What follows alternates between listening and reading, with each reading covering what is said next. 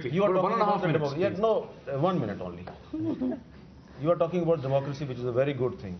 Now, the Parliament of Pakistan, the new Parliament of Pakistan, which came into being after 18th of February 2008, this Parliament adopted unanimous resolution against US drone attacks. But the US drone attacks have increased a lot.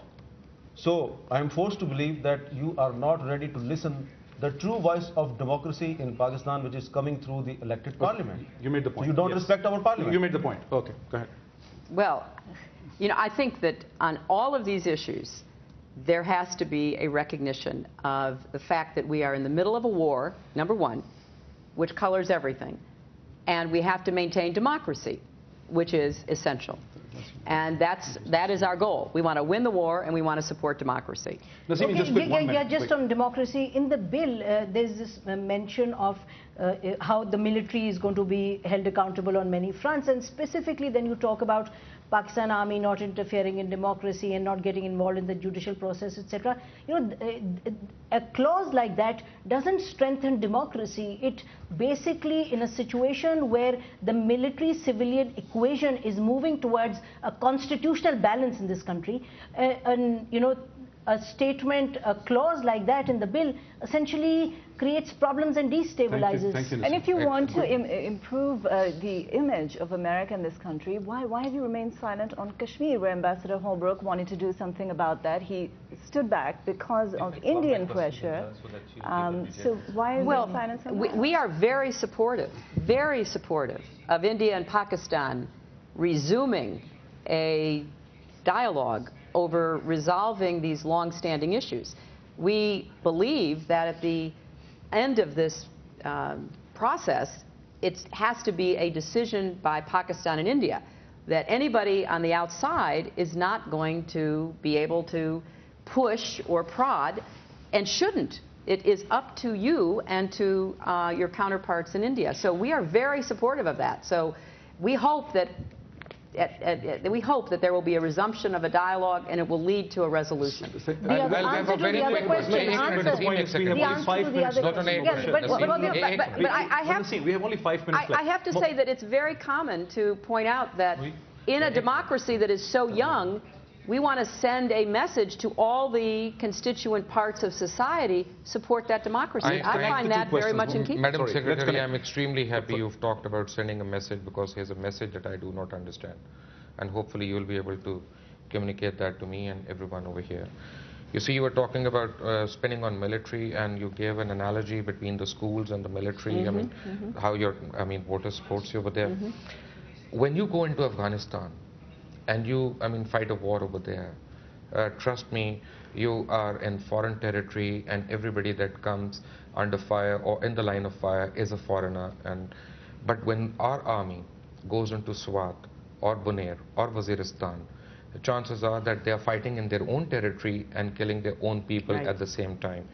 Now, when I listen to the US administration, they are very open about, establishing contacts with the Taliban Shura, and trying to identify the soft elements over there, and making inroads and bridges over there.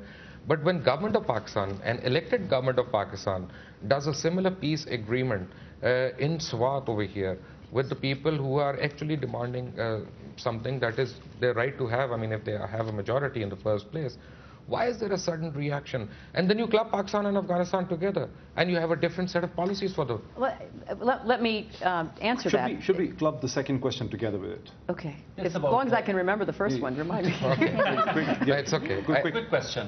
We are talking about the past history, talking about the present and future.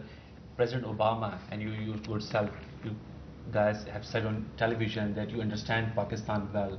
You have interest in Pakistan. And you also know that there's a predominant anti-American sentiment prevailing in Pakistan. What practical steps Obama administration can take in addressing those sentiments and turning them into pro-Americans? Yes. Well, let me try to answer two very important and complex questions as quickly as I can.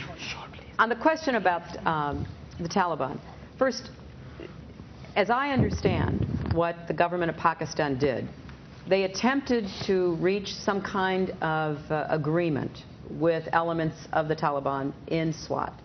And they thought that they had reached an agreement that would create stability and that there would not be any further aggressive action by those Taliban members. Next thing your government knew, those very people they thought they'd agreed with had pushed into Bonaire. And so I think it was right for the Pakistan government to try, but you also have to give the government credit for saying the agreement was one-sided. It wasn't abided by. So we cannot allow those elements to pretend that they're going to participate in society when they still are attempting to undermine our society.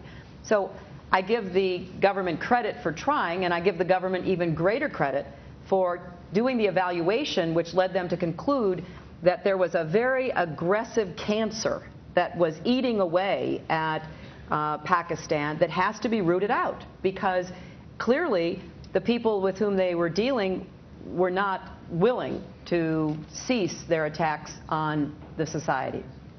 With respect to the Taliban in Afghanistan, it is our evidence that there are many young men who are recruited into the Taliban who are not ideologically committed to the extremist agenda of the Taliban leadership.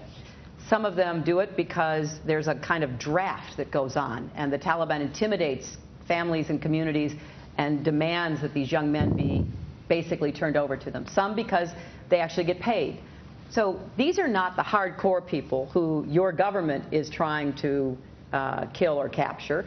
These are young men who get caught up in it. I think they should be given a chance to be reintegrated into society, whether it's on this side of the border or the other. The leaders have a very different agenda. They are out to destabilize this state. They are out to take over Afghanistan. They are in league with al-Qaeda, and therefore they pose a threat far beyond the borders, which unfortunately is something that we all have to pay attention to. Now, and with your question, just very quickly, I don't expect this to happen overnight. I think that the spirited conversation we've had here today shows how much work there is to do. Yes. But it is very helpful to me. I have to tell you, before the reaction to the Kerry-Lugar bill occurred, I don't think it was on my list of worries that I would have, because I saw it so differently. So now we've been sensitized, and I don't think that we have very many people in our own country who read legislation as closely as all of you have read it. So we're just going to have to take a look and scrub this down and be more aware of the perceptions which turn into the reality, because if we're going to have a relationship, I want it to be as honest as this conversation has been. Nobody has minced words. I have told you what is on my mind. That's what true friends and partners do. We could pretend, you could say, well, Mrs. Clinton, how has your visit been? And we could have a nice little conversation. It wouldn't be me if it wouldn't be you, and it wouldn't be me. Okay. And it's not the kind of relationship we should be working to achieve. I believe we have so much in common, and what both President Obama and I feel, I had friends from Pakistan in college, he had friends from Pakistan in college. We have been in each other's homes.